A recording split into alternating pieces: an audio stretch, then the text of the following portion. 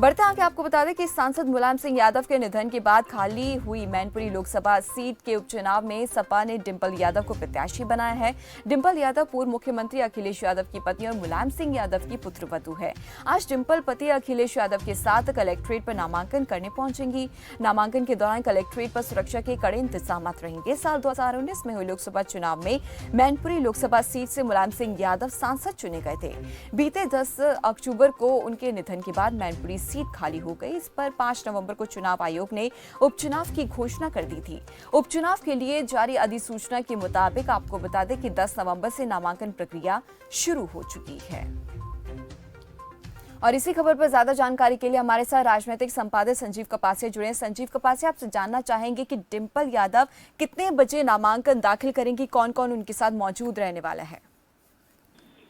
देखिए दीपाली, उत्तर प्रदेश की मैनपुरी लोकसभा चुनाव पर मैनपुरी सीट पर उपचुनाव होना है और आज उत्तर प्रदेश में नेता प्रतिपक्ष और अखिलेश यादव की पत्नी डिंपल यादव यहाँ से अपना नामांकन दाखिल करेंगी। वह 12 बजे पार्टी कार्यकर्ताओं और नेताओं के साथ मैनपुरी कलेक्ट्रेट में अपना नामांकन दाखिल करेंगी। मुलायम सिंह यादव के निधन के बाद ये सीट खाली हुई थी और सबसे दिलचस्प बात यह है कि भारतीय जनता पार्टी का अभी प्रत्याशी घोषित नहीं किया है और संभावनाएं ये जताई जा रही है कि यहाँ पर अपर्णा यादव, जो मुलायम सिंह यादव की छोटी बहू है, वो यहाँ पर अपना नामांकन दाखिल कर सकती हैं।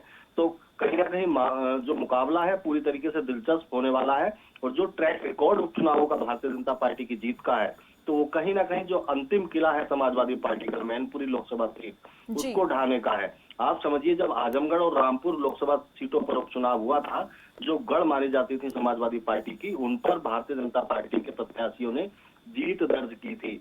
आजमगढ़ सीट पर तो हालात ये थे कि अखिलेश यादव के सहेरे भाई धर्मेंद्र यादव वहां से चुनाव लड़े थे और भारतीय जनता पार्टी के निरहुआ ने उनको पटकनी दी थी। अब 2 और सीटों पर उपचुनाव होना है दीपाली। एक रामपुर की आजम खां के अयोग्य होने के बाद विधानसभा सीट खाली हुई है। इसके अलावा विक्रम सैनी, जो भारतीय जनता पार्टी के विधायक थे, खतौली विधानसभा सीट, जहां पर रालोद और भारतीय जनता पार्टी के बीच मुकाबला देखने को मिलेगा।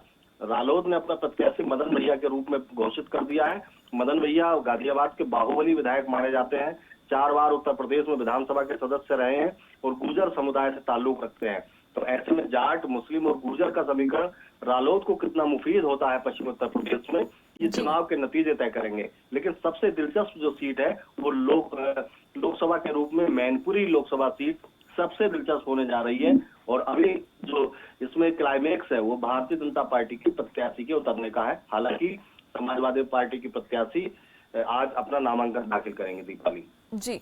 संजीव, आपसे जानना चाहेंगे कि जब डिंपल नामांकन अपना दाखिल करेंगे तो ऐसे में प्रस्तावक कौन कौन हो सकता है?